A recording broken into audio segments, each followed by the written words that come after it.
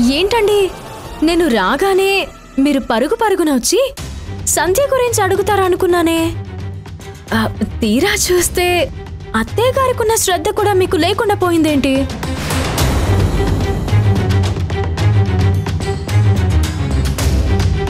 అలా సైలెంట్గా ఉన్నారేంటండి? కొంపదీసి మీకు నా మీద తగ్గిపోయినట్టు సంధ్య మీద కూడా ప్రేమ తగ్గిపోయిందా?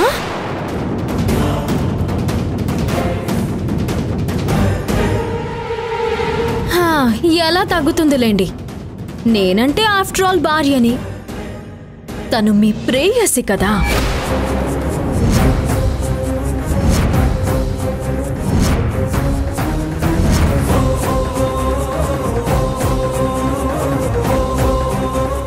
ఏంటి ఫేస్ అలా డల్ అయిపోయింది? ఓహో, చెక్కు నిజంగా ఇచ్చానో లేదో, అక్కడ ఏం రచ్చ జరిగిందో ఏంటో అని లోపల టెన్షన్ పెరిగిపోతుందా? ఆ లోన్ అనేది వాళ్ళ జీవితాలకి చాలా విలువైనది, ఎంతో అవసరమైనది. అలాంటి విషయంలో నువ్వు ఆడుకోవనే నేను అనుకుంటున్నాను. ఆహాహాహా, భలే గెస్ చేశారండి. మీలో ఈ స్మార్ట్నెస్సే నాకు చాలా ఇష్టం. సంధ్యకి కూడా ఇదే ఇష్టం అనుకుంటాను.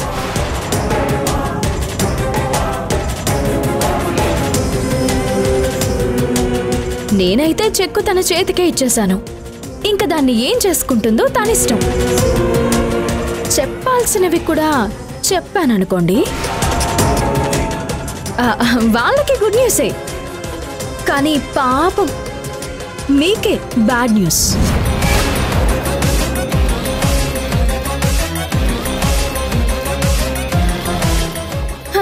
మీరిద్దరూ ఎలాగో నా మాట వినట్లేదు. నాకిచ్చిన మాట తప్పి మళ్ళీ మళ్ళీ తప్పటడుగులు వేస్తున్నారు కదా.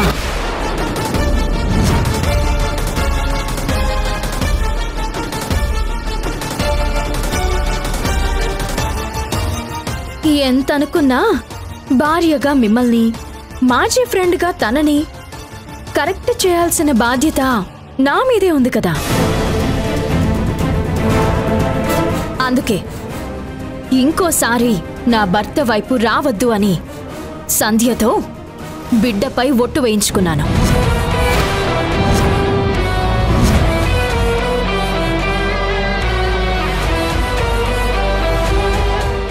బిడ్డపై ప్రమాణం చేయించావా? మరి లేదంటే మిమ్మల్ని ఆపలేకపోతున్నాను కదండి. కన్నబిడ్డ కదా, ఒట్టు తప్పుతుందంటారా? తప్పితే అదసలు తల్లే కాదులేండి. అవును, నిజమే, తను తల్లే కాదు.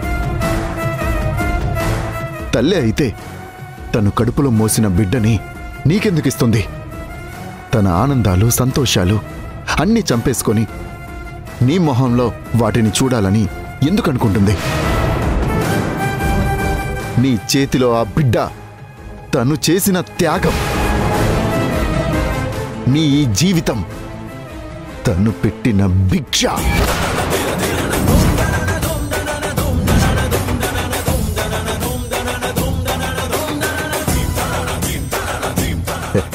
ఏంటి తన క్యారెక్టర్ని నువ్వు వేలెత్తి చూపిస్తున్నావా? ఇంత జరిగిన తర్వాత కూడా నిన్ను ఒక్క మాట కూడా అనలేదు, చూసావా? అది సంధ్య గారంటే, అది తన వ్యక్తిత్వం అంటే.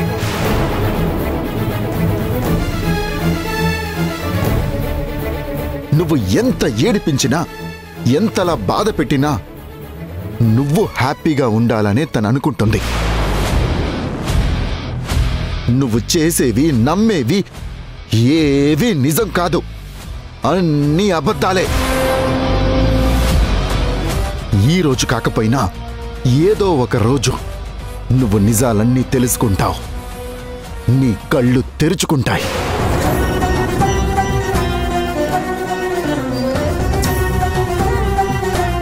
కానీ ఆ రోజు నువ్వు ఎంత బాధపడినా నీ పక్కన నేను ఉండకపోవచ్చు.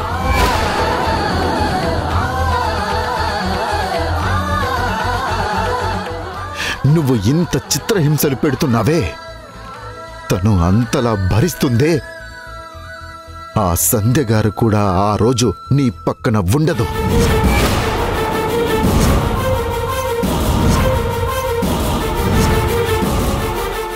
ఓహోహోహో, మీరిద్దరూ ఉండరా? అంటే ఎక్కడికి వెళ్తారు? ఇద్దరూ కలిసి లేచిపోతారా?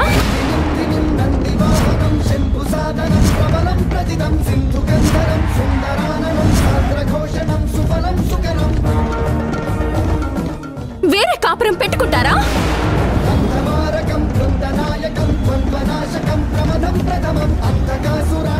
ఓ, అంటే మీరు ముందే అన్ని ప్లాన్ చేసేసుకున్నారన్నమాట.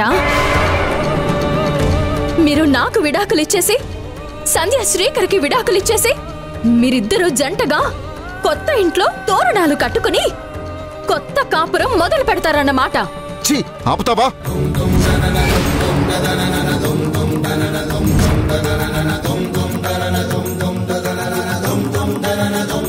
నువ్వేం మాట్లాడుతున్నావో అర్థమవుతుందా నీకు? నువ్వసలు ఒక ఆడదానివేనా? నీది ఒక మనసేనా? నీ ఫ్రెండ్ గురించి నువ్వే అలా మాట్లాడతావా? నీకు నోరేలా వచ్చింది? ఇలా మాట్లాడుతున్నందుకు, మాట్లాడాల్సి వస్తున్నందుకు నేనెంత బాధపడుతున్నానో, ఎంతగా కుమిలిపోతున్నానో నాకే తెలుసు. అయినా నేనేం పాపం చేశానండి? మిమ్మల్ని పెళ్లి చేసుకున్నప్పుడు మీ పేరు కూడా నాకు తెలీదు. అసలు మీ గురించి నాకు ఏమీ తెలీదు.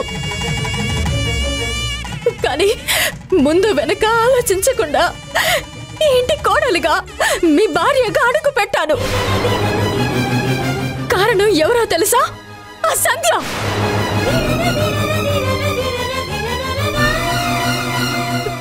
తనే నన్ను అడిగింది, ముక్కు మొహం తెలియని చోట పెళ్లి చేసుకున్నావెందుకే అని. అప్పుడు నేనేం చెప్పానో తెలుసా? అక్కడైతే నాకేదైనా ప్రాబ్లం వస్తే చూసుకోవడానికి నువ్వుంటావనే నమ్మకం అని చెప్పాను. కానీ ఇప్పుడు అదేం చేసింది? ఆ నమ్మకాన్ని చంపేసింది.